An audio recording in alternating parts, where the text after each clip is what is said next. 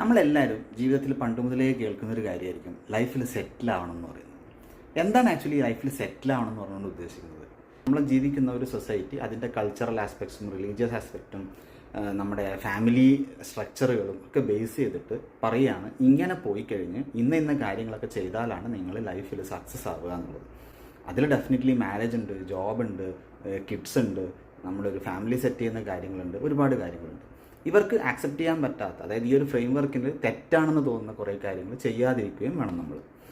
അപ്പോൾ അതിനുവേണ്ടി ആ ഫ്രെയിം വർക്കിലേക്ക് ഒതുങ്ങി നമ്മൾ ജീവിച്ചു കഴിഞ്ഞാലാണ് നമ്മൾ സക്സസ് ആയി അല്ലെങ്കിൽ ലൈഫ് സെറ്റിലായി എന്ന് പറയപ്പെടുന്നത്.